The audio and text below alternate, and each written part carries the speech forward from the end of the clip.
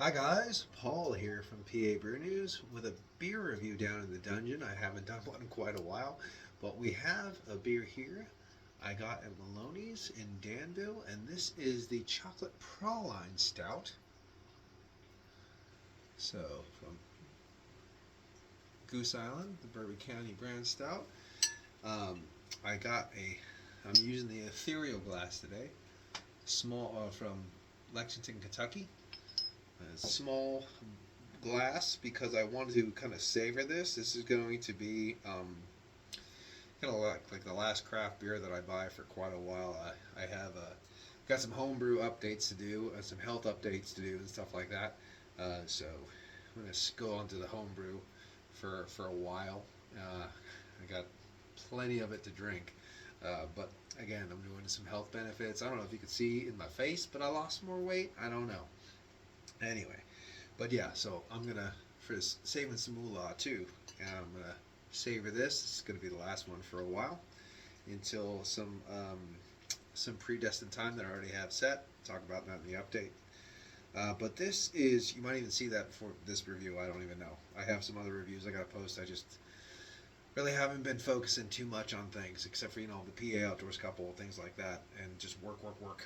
So. This is Bourbon County brand chocolate praline stout. Sorry, let's get back into the beer review. Imperial stout, aged in bourbon barrels with cacao nibs, hazelnuts. I love hazelnuts, by the way. Cashews, dates, almonds, and natural flavors. Bald and brewed, barrel aged by Goose Island, Chicago, Illinois. There's no noise in Illinois. This is 14.5 alcohol by volume. I'm very happy about that. Yes. This was bottled on August the 5th, 2025. So that's pretty cool. There we go. And it's just the same good old Goose Island bottle that you always see. So let's crack it open. It is below. It's at freezing outside, so the dungeon is cold, but this was not that cold. No, so. I'm not going to drink it all in here. Like I said, I'm going to savor this one. So I'm going to do a couple of sippy sips down here. Let's see. There you go. The ethereal. So, cheers. Whew. There's that Goose Island whap in the face. Yeah, definitely bourbon. Whop. That booze is just hitting you right in the face. That 14.5. Mixing with that bourbon, just smacking you right in the face. Chocolate for sure. Coffee. Roasty, toasty, oaky char. Yeah, beautiful walnut husk. A little bit of like a. Well, I still want to say a little bit like a vanilla sweetness, but that caramel is definitely there. Tons of caramel. See, you get the nuttiness anyway. In Bourbon County brand stout, you get nuttiness. So, yes, there's nuttiness, but the praline, see, that's kind of the funniest thing about this is you get caramel, you get nuttiness, you get the chocolate, you get the char, coffee, bourbon anyway in Bourbon County brand stout. So it's hard to say, okay, so this is just slightly more chocolate, or just slightly more caramel, or slightly more nutty, or there's a hazelnut and an almond and a whole lot. I don't know. So, this one might be tough, but it's still going to be a pretty good damn beer. So let's get into it.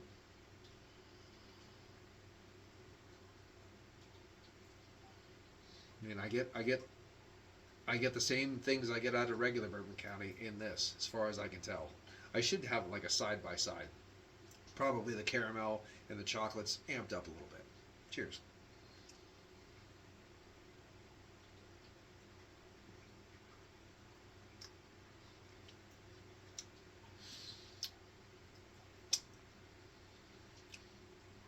Wow. Okay. I would say the caramel's amped up. Definitely more caramel in this.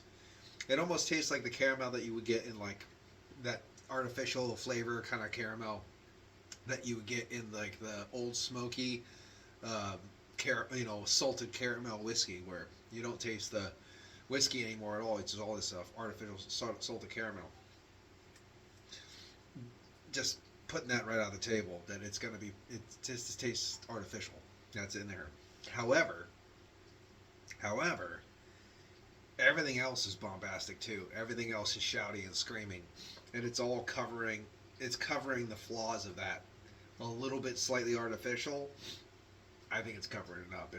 You're just getting bombarded with everything else. It's like that was an experience.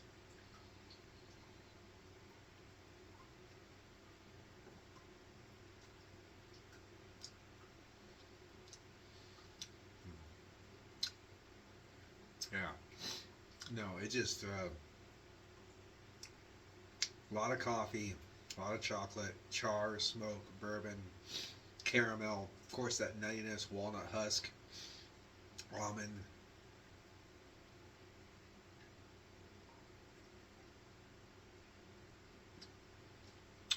Not almond husk, just almond. Right, Joe? Wow, wow. But honestly, it's not that hard to drink for 14.5. It goes down really easy. It's not a lot of burn, anything like that. Very dangerous beer. A lot of flavors, a lot of decompartmentalizing needs to happen to really get the like. Oh, there's a lot of shit going on, and you just want to piece it apart, piece it apart. But again, mm, almost a smoky, then a beautiful smokiness, like a smokiness with caramel right at the back end. That's pretty damn nice. Right, sitting with that roasty toasty char on the back of the palate. Nuttiness, of course, earthiness wafting through still. There is a little bit of vanilla I'm picking up as well, which to be expected from the oak, the barrel aging in the oak. But yeah, I'm not gonna pontificate too much. It's fucking freezing down here. We've done beer reviews colder than that, but I'm homebrewing upstairs right now, getting that to boil. The new IPA I'm making. I'm cooking dinner right now. I'm gonna sit down and enjoy this and kind of chill out before I go to bed. It's the end of a long, long day. So that's good. This is really good. I'm going to have a little more sip and give you. I know this is a small review, but I'm going to give another. I'm going to give my rating.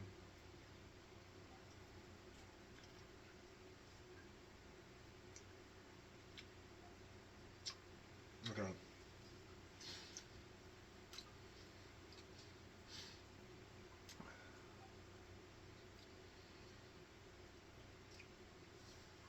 Okay. There's a lot of shit going on in this. I've said that before. But the one thing that I'm not really, there's a slight nuance of dark fruit in this, very subtle, slight nuance if you're really picking apart. But if you're just enjoying it and going, wow, wow, this is really good, talking about it and blah blah blah, you're not going to get that. So the date, I think they said dates and stuff. It was a hazelnut dates. Yeah, like that would be and natural flavors. It was just like it's kind of funny the way they make it say. So like barely with cacao nibs, hazelnut, cashews, dates, almonds, and natural flavors. So all that other shit was fake, but there's also some natural flavors in there too. The way they made it sound is kind of funny. Um, I would say I'm happy there's not a lot of dark fruit in this because I think when I think of pralines, I think of just the nut and caramel and chocolate. I don't really think about dates and stuff. I saw you.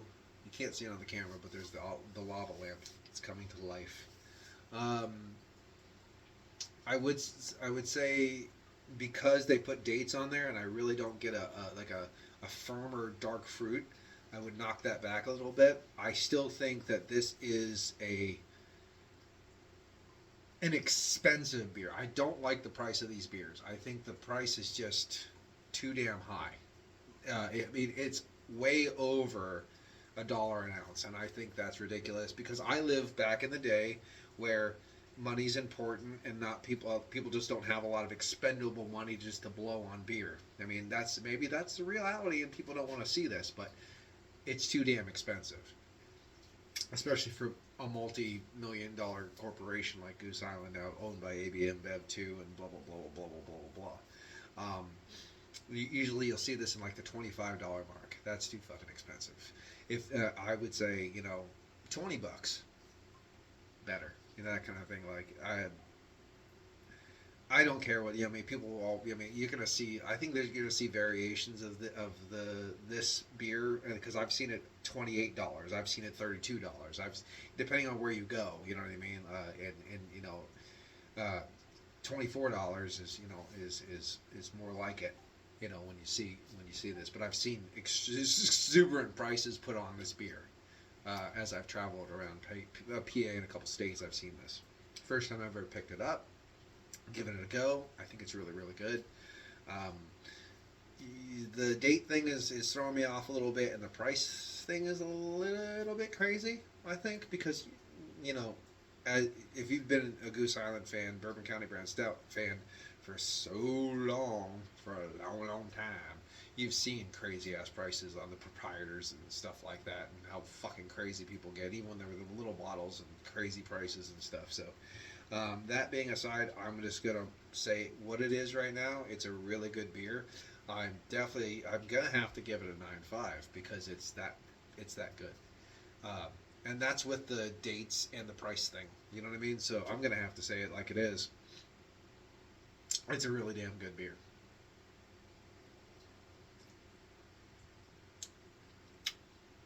It's got a little bit of mouthfeel too, which is nice because sometimes barrel aged stuff, it thins out. It's still got a hefty mouthfeel, the high side of a medium body, tapering to that low side of a full. It's got a lot of nice oiliness, letting those flavors linger.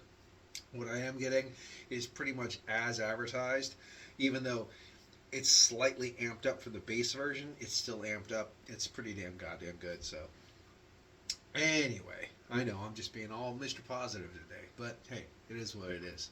My tits stick out further than my gut now, and I'm happy about that. Must have big tits. Anyway, this has been Paul from PABrewNews. Cheers.